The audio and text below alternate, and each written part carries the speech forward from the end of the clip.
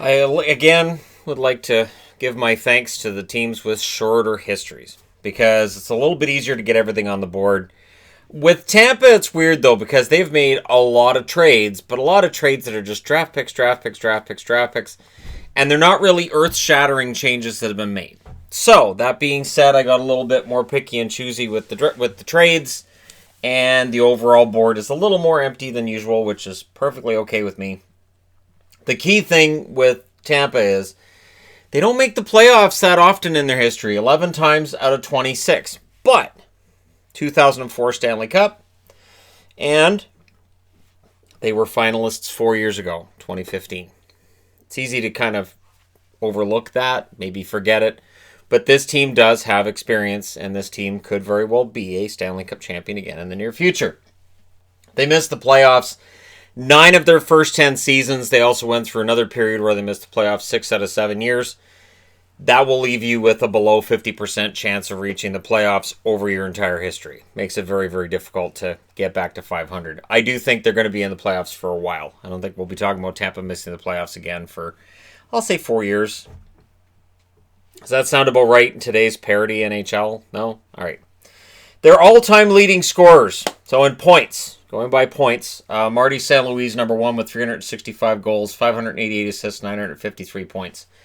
And when he made his exit from Tampa, it didn't feel right. He should have had 1,000 points as a member of the Tampa Bay Lightning. I didn't like it at the time. I still don't like it. St. Louis and Tampa have made up since then, but yeah, I didn't like that exit. Vinny LeCavalier, 383 goals, 491 assists, 874 points for him. Steven Stamkos, 393 goals, so he leads there. 373 assists, 766 points. So he has a shot to pass Vinny LeCavalier and get into second place this coming season. Brad Richards, 150 goals, 339 assists, 489 points. So a huge drop between Stamkos and Richards, but that's going to be bridged. Nikita Kucherov, 188 goals, 274 assists, 462 points. He should get about 100 points this year, you would think. Maybe more, maybe less, depending on who you ask. But with that, he'll surpass Brad Richards relatively easily this year. He's only 27 points behind him.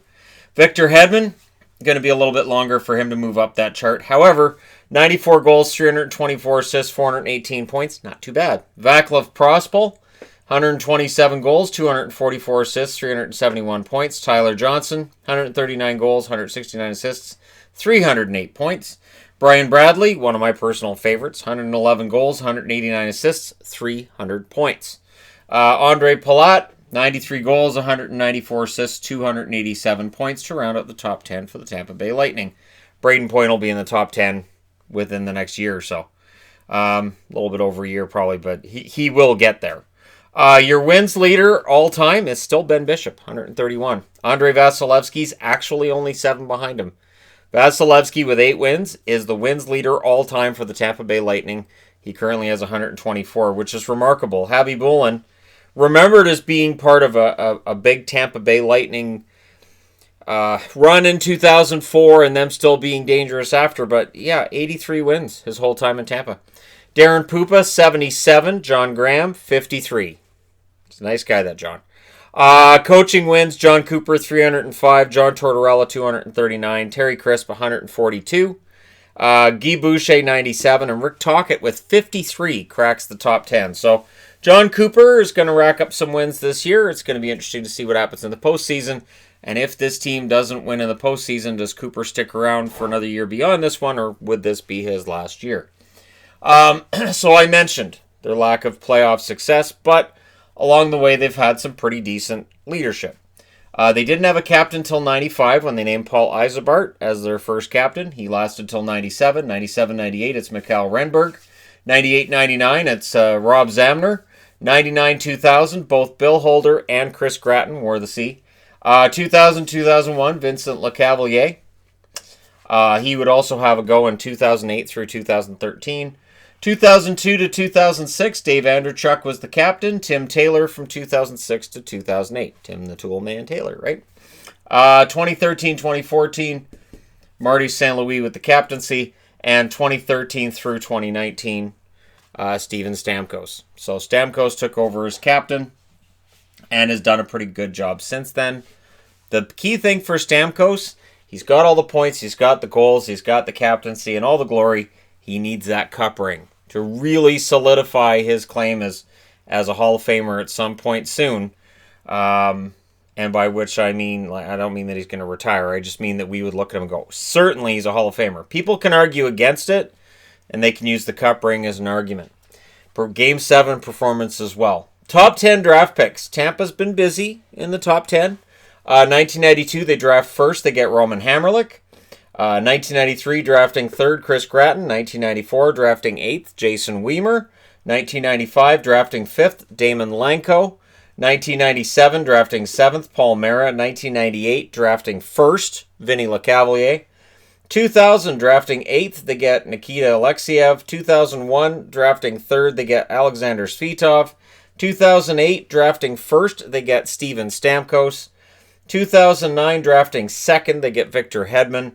2010, drafting 6th, Brett Connolly. 2012, drafting 10th, they get Slater Cuckoo. And 2013, drafting 3rd, they get Jonathan Drouin. So, overall, kind of busy, considering they've been in the league for, a little over 25 years. Quite a few top 10 draft picks. I don't anticipate any in the near future, as I said. So, getting into their trade history. And again, have I mentioned that I much prefer...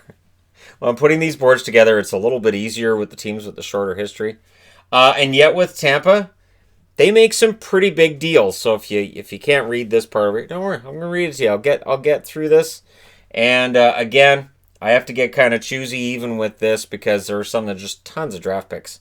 And so those were the ones I kind of went, oh, okay, that's just a bunch of draft picks. And so I kind of overlooked it. Even though it might be 6 or 7 pieces moving, I had to look at which one was really like a seismic shift when the trade took place.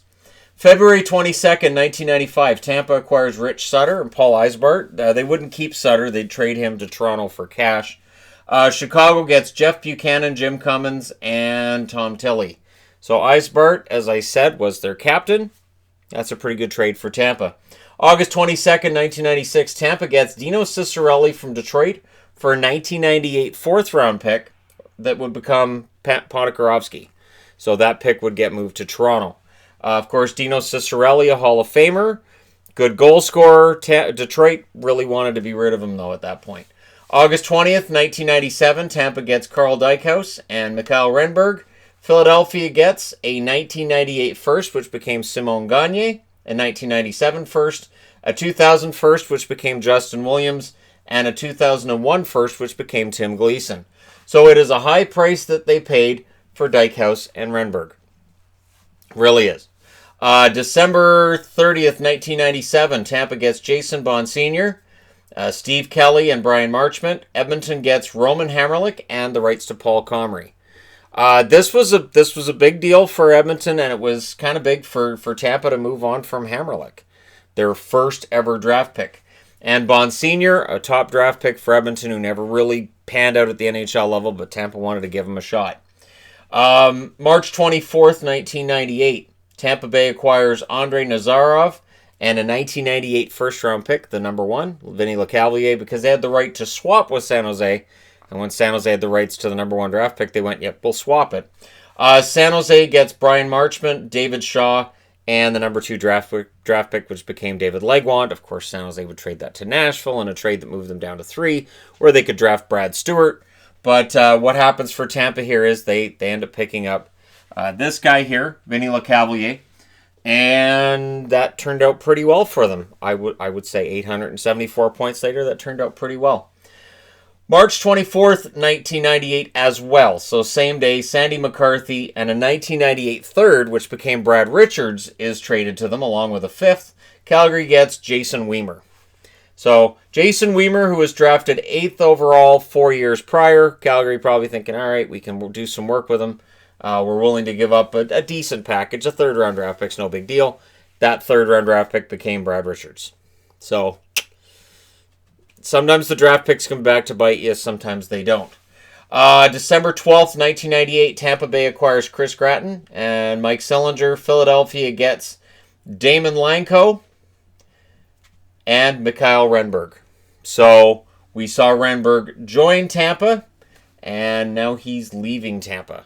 And Gratton is going to Tampa for the second time in his career. June 26, 1999, Tampa Bay acquires Dan Cloutier, who they would later move to Vancouver, and by later I mean 2 years later. Nicholas Sundstrom, and a 2000 first, which became Nikita Alexiev, and a third. The New York Rangers acquire the 1999 first-round pick that became Pavel Brendel. Highly thought of, not entirely motivated, but some GMs said, hey, he's got the talent, we can work on his motivation later. October 1st, 1999, Tampa Bay acquires Freddie Modine from Toronto for Corey Cross and a 2001 seventh.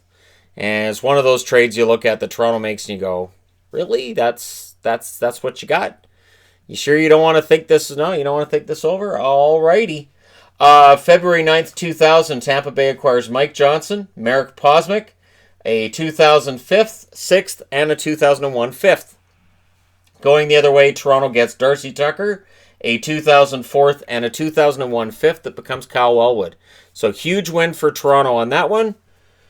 So Tampa Bay kind of takes and gives right back. March 5th, 2001, Tampa Bay gets Stanislav Nechkash and a Nikolai Habibulin. Going the other way, Arizona, now of course at this point they were known as Phoenix, but Arizona gets Mike Johnson, Paul Mara, Ruslan Zanulin, and a 2001 second round pick. So when you look at this trade overall, Habibulin, pretty big name, and he was holding out on Phoenix at the time. So Tampa Bay managed to work out a deal with him because he wouldn't sign in Phoenix, and Phoenix just wanted things to be over. January 7th, 2002, Tampa Bay acquires Dan Boyle. Florida gets a 2003 fifth-round pick. Boyle, of course, a big part of that team through the Stanley Cup win in 2004. June 21st, 2002, Tampa Bay gets Ruslan Fedotenko and 2 second-round picks in the 2002 draft.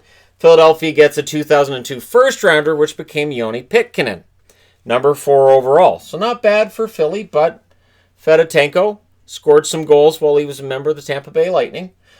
June 21st, 2003, Tampa Bay acquires Corey Stillman. St. Louis gets a 2003 second-round pick, which became David Backes. So again, both teams pretty happy with the way this deal works out. Career year for Stillman. That year he was in Tampa Bay before he moved along to Carolina. And in the case of Backes, he becomes a scoring leader for St. Louis. So that's not too bad. February 25th, 2004, Tampa Bay acquires Timo Helbing. Nashville gets a 2004 8th-round pick that they used to draft Pekka Rinne. So I'll go ahead and chalk that up as a loss for the Tampa Bay Lightning.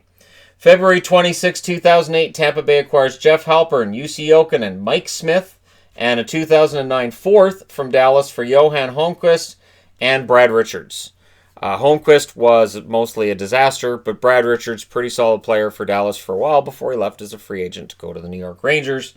What Tampa got back, Mike Smith never really reached the level he was supposed to as a starter in Tampa. He was expected to be on this list, and it never happened. So for Smith, he would achieve success later. We'll get to the trade where they trade him out. July 4th, 2008, Tampa Bay gets Matt Carl, Ty Wishart, a 2009 first, which became Kyle Palmieri, a 2010 fourth. San Jose gets Dan Boyle and Brad Lukowicz. So, pretty big trade. And if you're going, when was Palmieri drafted by Tampa? Yeah, he wasn't. August 29th, 2008, Andre Mazzaros is traded to Tampa. Ottawa gets Philip Kuba, Alexander R. Picard, and 2009 first. That's the first for Kyle Palmieri. So the Palmieri draft pick was traded around a few times because Ottawa didn't draft him either. January 1st, 2011, Tampa Bay gets Dwayne Rollison.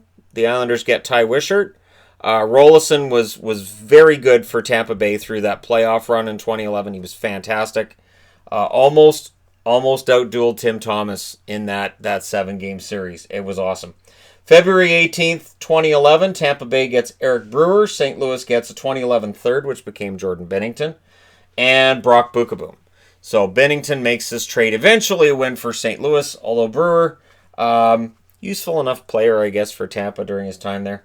April 2nd, 2013, Tampa Bay gets Ben Bishop. Ottawa gets Corey Conacher and a 2013 fourth-round pick. I mentioned before, Bishop tends to sort of bounce around the league. He stayed in Tampa for quite a while, long enough though that, or at least long enough that he's number one on their wins list. So I'll give Tampa Bay the win on this one, and I still see that as a head-scratcher for Ottawa. I'm still not sure how that worked. March 5th, 2014, Tampa Bay gets a 2014 first, a 2015 first, which became Beauvillier. That 2014 first became Josh Hosang, so it traded around a bit. Ryan Callahan gets moved in that one as well, and Marty St. Louis is going to the Rangers. So they do get 2 firsts for him. They don't hold on to either of those first-round picks. Both of them end up with the New York Islanders. March 2nd, 2015, Tampa Bay gets a 2015 second, a 2016 second. Boston gets Brett Connolly. So Connolly wears out his welcome with the team, and eventually they say, all right, we've got to move him, and they move him to Boston. He's okay in Boston, but he ends up moving on from there as well. June 15th, 2017, so coming up to not too long ago, Mikhail Sergachev is traded to Tampa in exchange for Jonathan Drouin. So that's a pretty major deal right there. I think Sergachev's still growing into what he's going to be as a defenseman, and Drouin is still waiting to fulfill the promise that made him a number 3 draft pick overall by the Tampa Bay Lightning. So we can kind of declare a winner sort of on that, but it really depends on how you declare that winner. So I'm just going to stay on the fence in this video because I'm going to stay on the fence. June 21st, 2017, Tampa Bay, for expansion draft considerations, trades the rights to Nikita Gusev to Vegas and a 2017 second and a 2018 fourth.